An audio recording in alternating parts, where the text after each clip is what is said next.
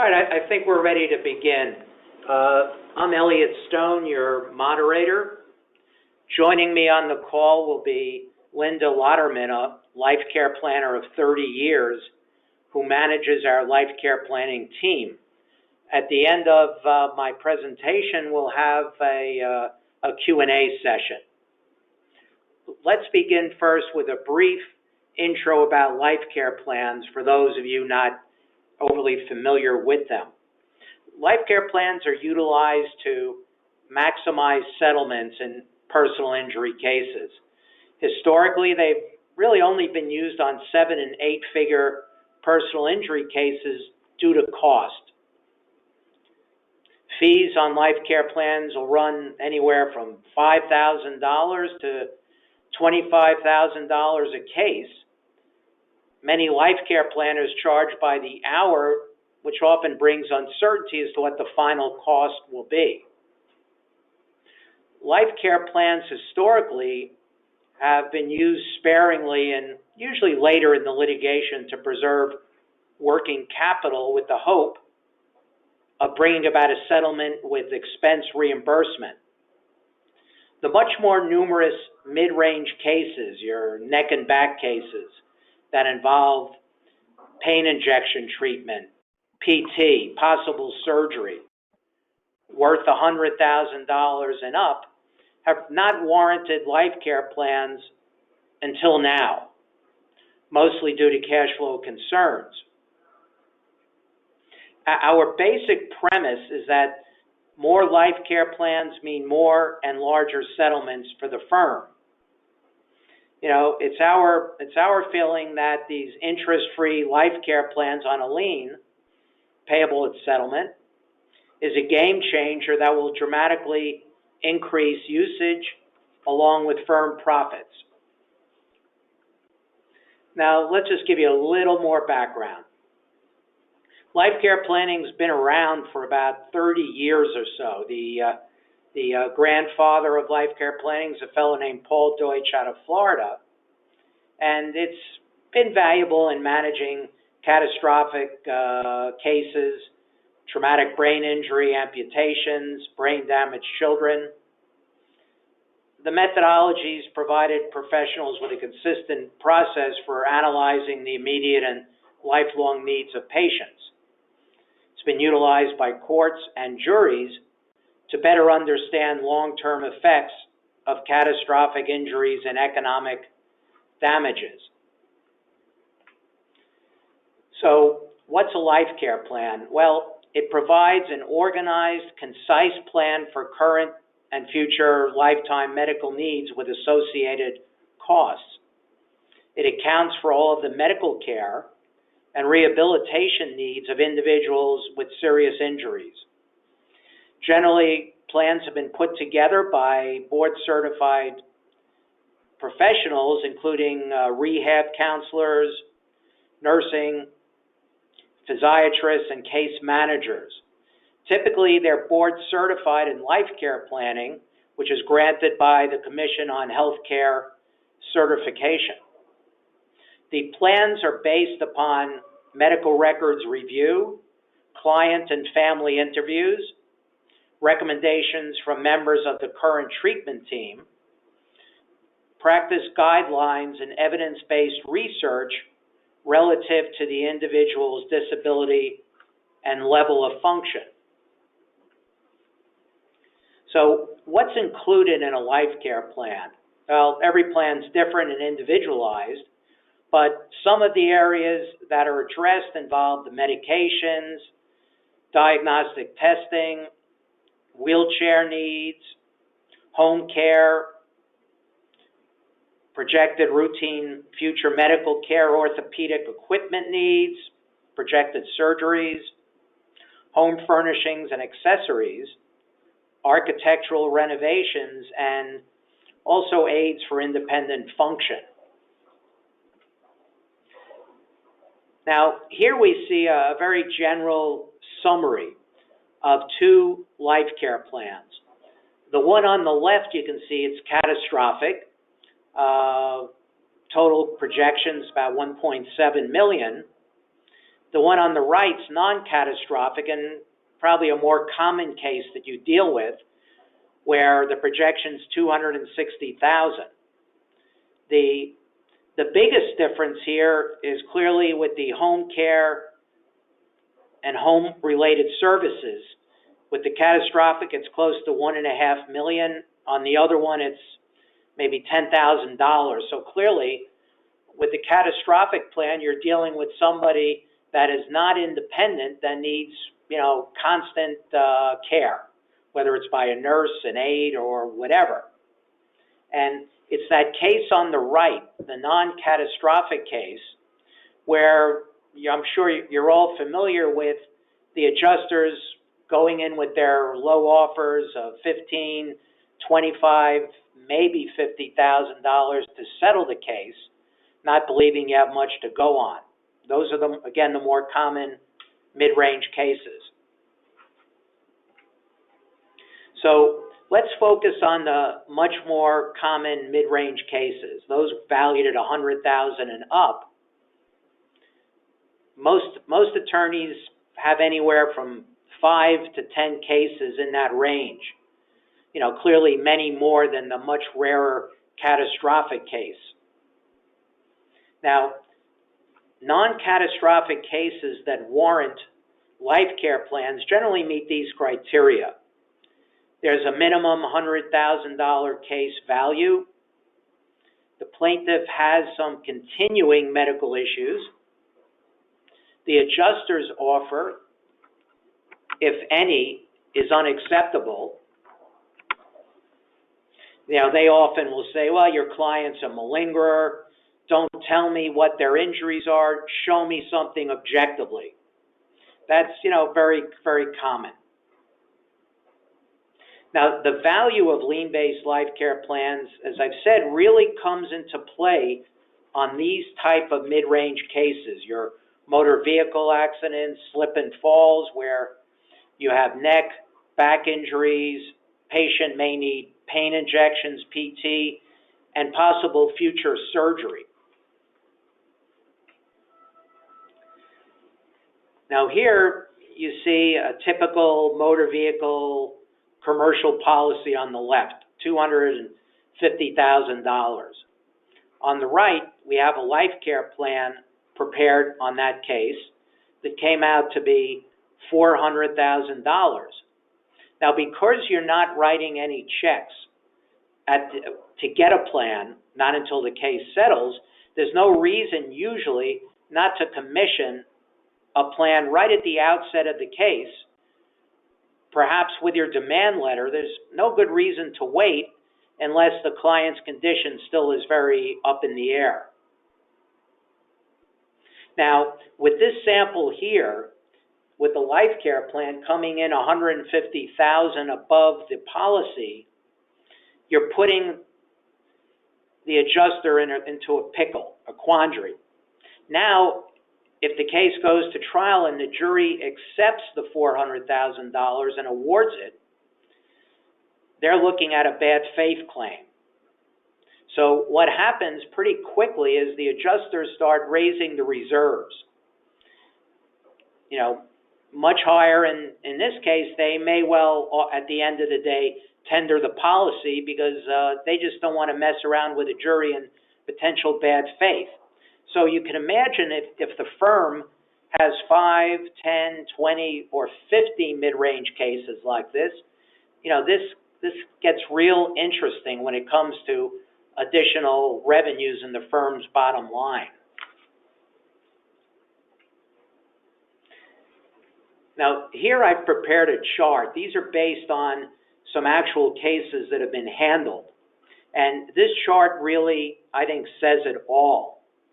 It involves a sampling of actual cases that utilized life care plans sooner versus later. And again, there was no reason to wait to get the plan since there was no cash outlay by the firm.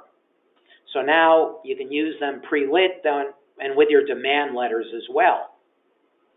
Now, the first 5 of these 8 cases are all non-catastrophic. They're your garden variety motor vehicle or slip and fall cases. So here you can see from the top and left to right, we've included what the life care plan total was next to the policy limits. On the first one, the limits were $250,000. The plan came in at $463,000. The defense counteroffer was $35,000, and it was employed. The plan was employed after the demand letter, but pre-mediation. Case was settled in mediation for $250,000, which was the demand, and it was settled 7 months post-demand letter at approximately 7 times what the initial defense offer was. And you can see the additional award was $215,000 over the initial offer, with a third of that, or about $70,000, going into the firm's coffers. The second case had a $200,000 policy, $202,000 life care plan. It was served with a demand letter. There was a $12,000 defense offer. Was settled in mediation for $200,000 only 5 months post-demand letter, and at 16 times what the initial offer was. The third case, a motor vehicle accident, had a $500 policy, $467 plan, and the demand offer was $467,000. The case settled 8 months post-demand for $405,000. The next case, personal injury, it was slip and fall. You had a $500,000 policy, plan $235,000. That was the demand. Settled in mediation for $200,000, 6 months post-demand. So with these first 5 non-catastrophic cases, they settled for an average of 10 times over the defense offer and about 6 months post-demand. As you scroll down, the last 3 cases here, they're all catastrophic cases where the firm probably would have gotten life care plans on regardless, but they would have had to go into pocket to pay for them instead of having us do that. On these cases, typically the adjusters, they know they've got exposure. They're much more realistic in what their initial offers are to try to make it go away. So if you look at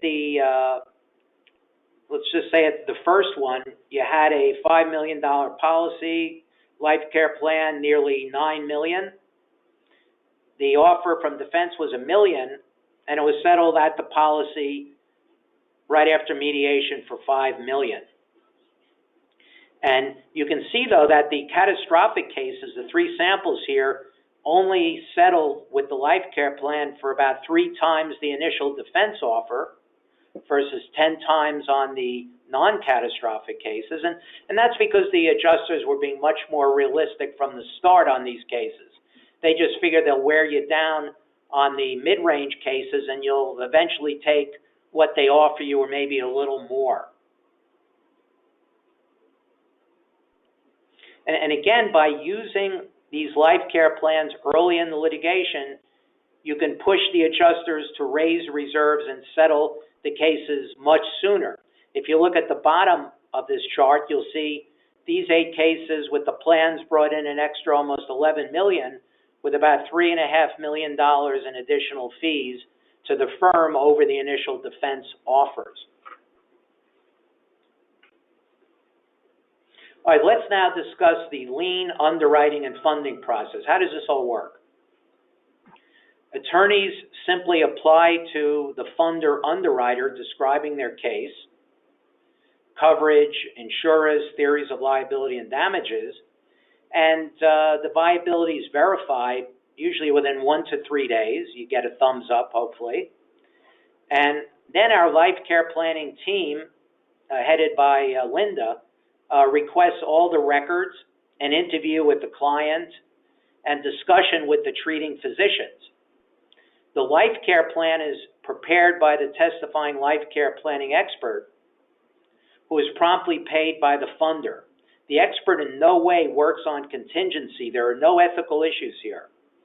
Generally, the plan is turned around in about 4 weeks, maybe more, depending upon how quickly you get us the records and set up the interviews. If you need it in under 4 weeks, we can usually accommodate you, but we like that to be the exception, not the rule. Should testimony be necessary, the attorney pays the expert their customary testifying fee. And the expert will be sure to visit the plaintiff physically before testifying. That's always occurs. Typically, the testimony fee for the experts is around $4,000 for a day in court, plus any expenses. Upon settlement, the funder is paid on a non-catastrophic case. You're looking at about $8,500. It's a flat fee, no interest. And on the catastrophic 7- and 8-figure cases, you're looking at usually about $17,000. If you lose the case, you don't owe us anything. It's on the house. Here you can see the application fee. It's pretty simple. You just fill in your information, the type of case, and some additional information. We also provide vocational and economist reports on a lien. The vocational reports provide the length of the rehab program, handicaps, impact on placement, and range of job alternatives, and a rehab plan.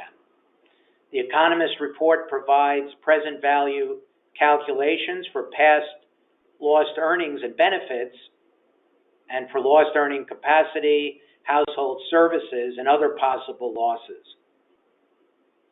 These reports typically cost $4,750 on a lien.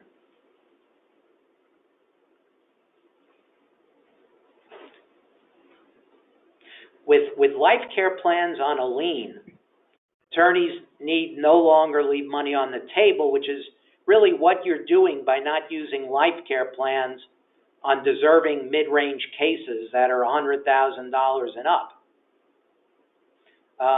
I'd like to ask Linda a few questions before taking your questions, which you can type into a box on the right side of your screen, and then we'll of course answer them.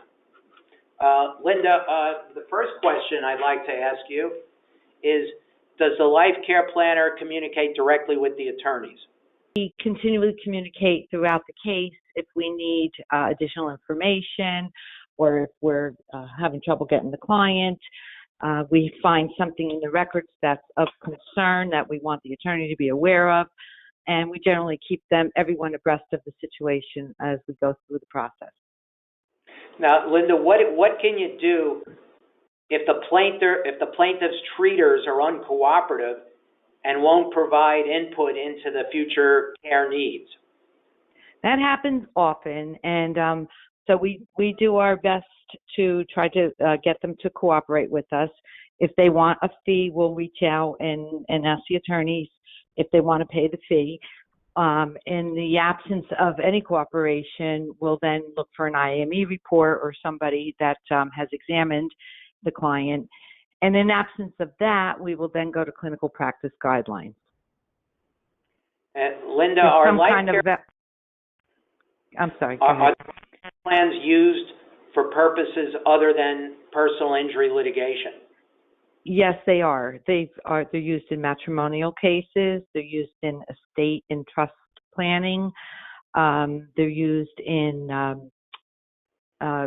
sometimes just for setting reserves for private families, so they know what kind of expenses when they do their estate planning. Okay. Now, before we take questions from you folks, I wanted to let you know we'll be sending all of you a link to this recorded webinar, along with a 2-minute animated overview of the services for colleagues that were unable to attend. And let's take some of your questions. One question was, do life care plans work for workers' comp cases? Linda, handle that one. Yeah, we do a lot of workers' comp cases. We don't get involved in what's done after. We prepare the plans exactly the same, regardless of what the situation is. We take the case based on the diagnosis and do the plan according to the individual's needs. So if there, we do workers' comp cases. It's just everything is always done the same, regardless. Okay. Do we have any other questions?